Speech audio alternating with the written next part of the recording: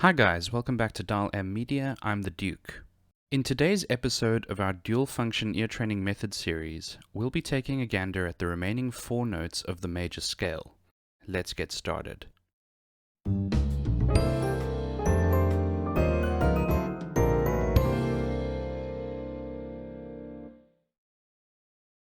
In episode 1, we assigned reference tunes to the root, third, and fifth of the major scale.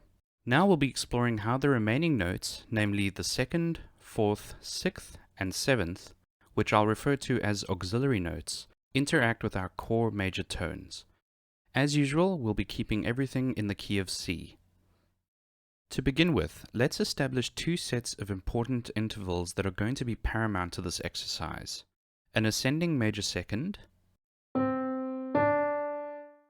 an ascending minor second, a descending major second, and a descending minor second. These intervals represent the closest possible resolutions connecting these auxiliary notes with our core major tones, and as we're about to discover, characterize natural resolutions to specific major chord tones that are going to help us distinguish them from each other. Here they are one more time.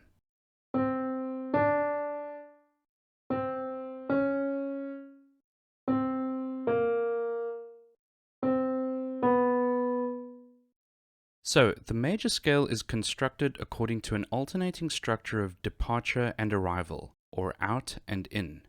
In being one of the major root notes, and out being one of the auxiliary notes. It's because of the structure that simply playing up or down the major scale results in a subtle harmonic journey.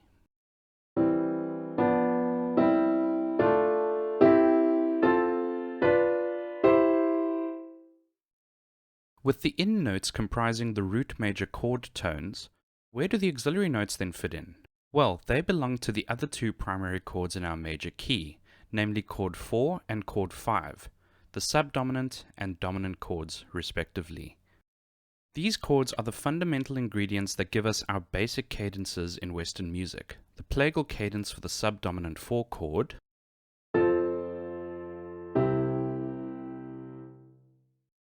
and the perfect cadence for the dominant 5 chord.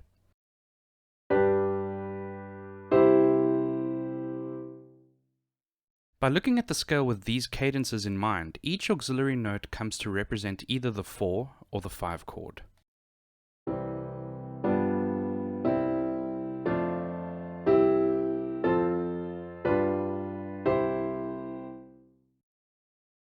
Each auxiliary note, with only one exception which I'll save for last, has a specific natural sounding resolution that falls into the category of either chord 4 or chord 5.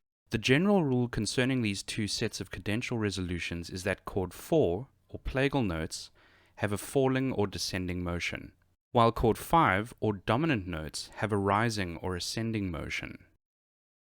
The auxiliary notes are thus divided into each category as follows. 1. The 7th resolves upward by semitone to the root. 2. The 4th resolves downward by semitone to the major third. 3. The 6th resolves downward by a whole tone to the 5th.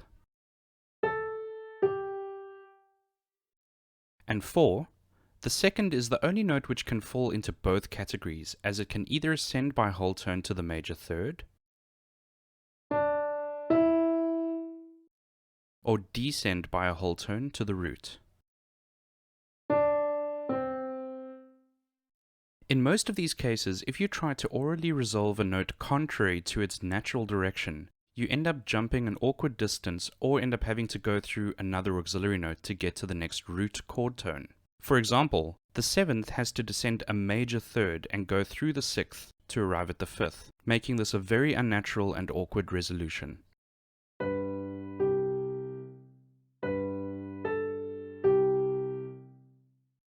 Likewise, the 6th has to ascend by a minor third and go through the 7th to arrive at the root.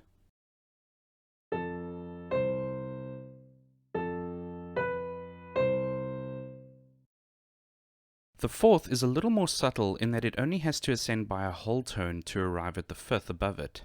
However, it still has an extra semitone to go through.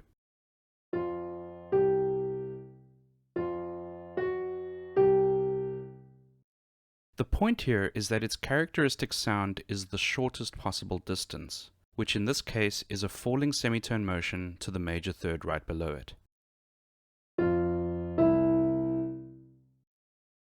As stated earlier, the second is the only exception in that it shares functionality with both the equally distant whole tone rising and falling motions. Theoretically, however, most literature tends to categorize the second with the dominant chord group, since chord 4 doesn't fundamentally include the second note of the scale. Personally, however, I tend to hear it for its falling subdominant action, but feel free to explore it for yourselves.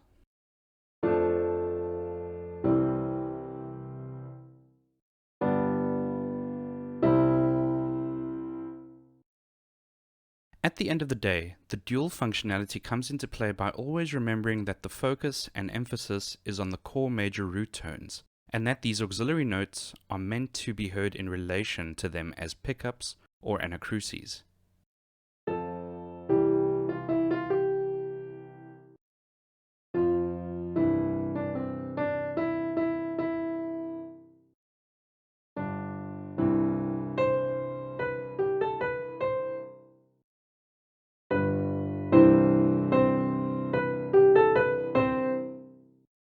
It's recommended that you practice and train your ears to be able to identify these auxiliary notes according to each one's related natural major chord tone, and to be able to recognize the natural falling or rising action that characterizes it, within the framework of either the subdominant 4 chord or the dominant 5 chord.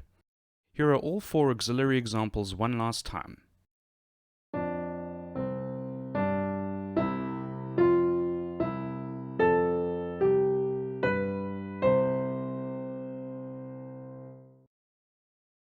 I hope the session has opened your ears to some new horizons. There will be a follow-up exercise video to test these auxiliary notes next week.